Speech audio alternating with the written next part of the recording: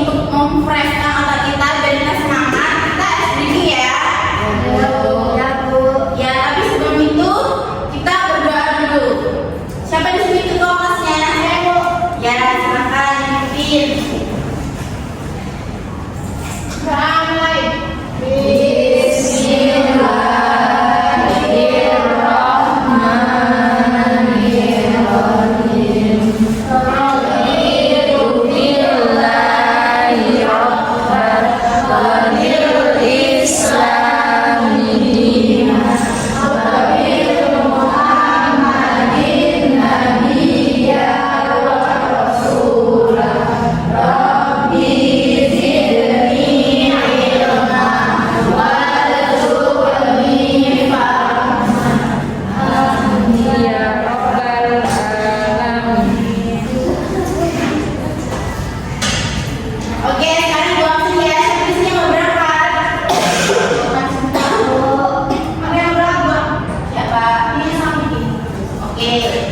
Oke ya, seperti tadi yang aku bilang, kita ice breaking.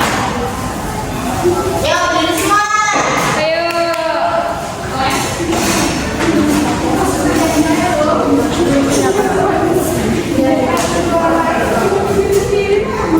Ada yang tahu ibu ini mau ngasih ice breaking apa? Tidak. Tepuk, buka, tutup.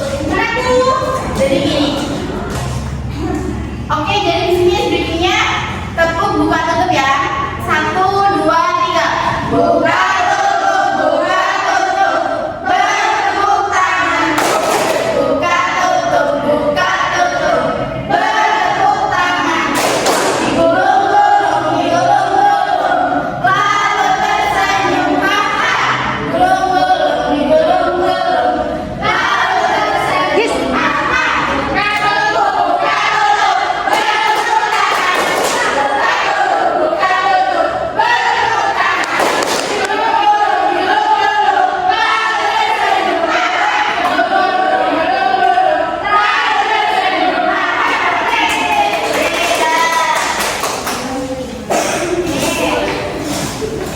Oke ya, sekarang kita mau ke materi.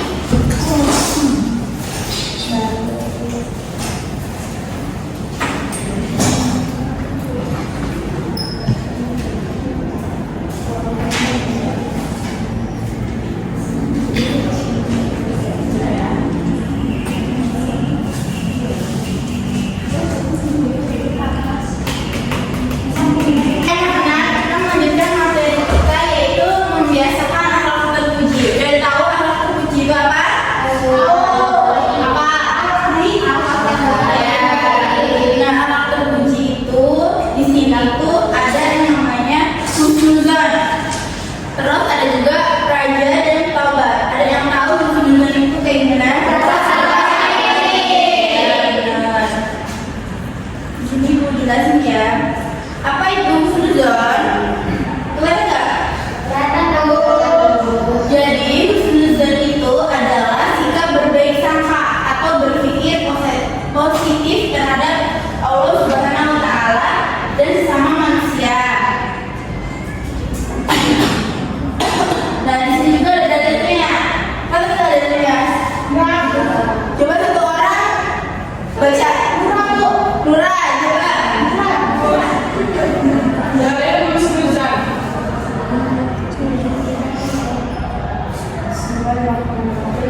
Ayyuhalladzina amanu ijtanibu katsiran minadh dhanni inna ba'dadh-dhanni ithmun wa la tajassasu wa la yaghtab ba'dukum ba'dhan.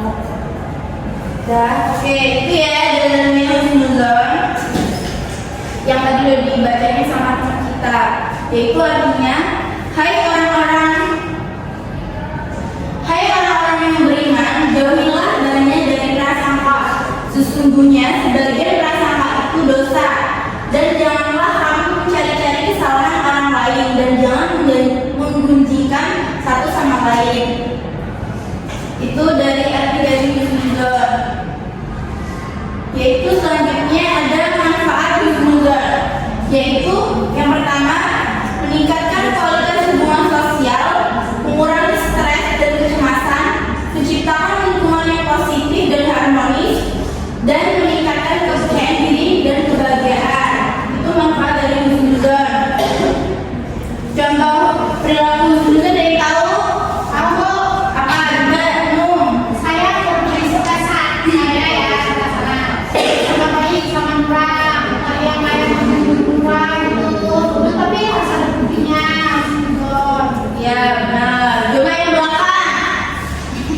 Vina, contoh dari perilaku husnuzon.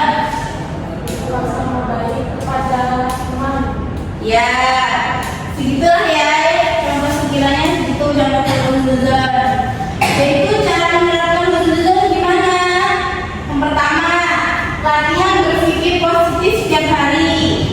Kedua, membiasakan diri untuk mencari kebaikan dalam setiap situasi.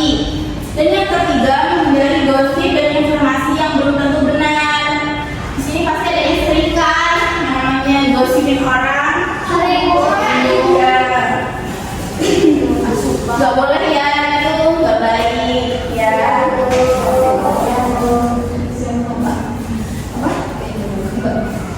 Nah, yaitu selanjutnya ada sikap raja. Ada yang tahu sikap raja itu apa? Paling menurut kalian asing ya raja itu. Jadi raja itu secara etimologi raja berasal dari kata raja, yaitu rajaan yang berarti mengharap dan pengharapan. Secara istilah, raja artinya berharap untuk memperoleh rahmat dan karunia Allah Subhanahu wa Ta'ala, berharap kepada Allah. Yang dikenal sebagai raja dalam bahasa Arab berarti melihat luasan rahmat Allah dan memiliki keyakinan penuh pada kemurahan hatinya. Nah, ada yang mau sikap raja itu kayak gimana? Nah, jadi sikap raja itu bekerja secara halal dengan mengharap penghasilan yang akan didapat dan diridhoi Allah Subhanahu wa Ta'ala. Ya, habis itu bersedekah kepada orang yang membutuhkan dengan mengharap ridho Allah. Habis itu membantu orang lain tanpa mengharapkan kayak imbalan gitu. Jadi itu membantuin orang itu ikhlas terus karena imbalan itulah sekiranya itu. Nah, di sini juga ada sifat raja, yaitu munasabah atas nikmat Allah Subhanahu wa Ta'ala, mempelajari dan memahami Al-Quran, dan meyakini kesempurnaan karunia Allah Subhanahu wa Ta'ala. Ya raja. Terus di sini selanjutnya yaitu ada taubat. Ada yang tahu nggak taubat itu apa? Kita tahu kan? Ya benar. Jadi taubat itu berarti itu kayak kembali gitu. Taubat adalah kembali seorang hamba kepada Allah Subhanahu wa Ta'ala dengan meninggalkan dosa dan kesalahannya. Ada yang tahu nggak sikap dalam bertaubat itu kayak gimana? Apa? Tidak bertobat. Tidak mengulang lagi dosanya. Terus tidak, pokoknya menjauhi lingkungan yang begini loh. Apa namanya? Yang buruk. Ya gitu. Syarat-syarat taubat nih yang belum tahu, yaitu menyesali perbuatan dosa, meninggalkan dosa tersebut. Saya itu bertekad tidak mengulangi lagi. Ya gitulah obat. Ya Bu. Dah, gitu. Jadi di sini gua kasih tugas ya. Ya Bu.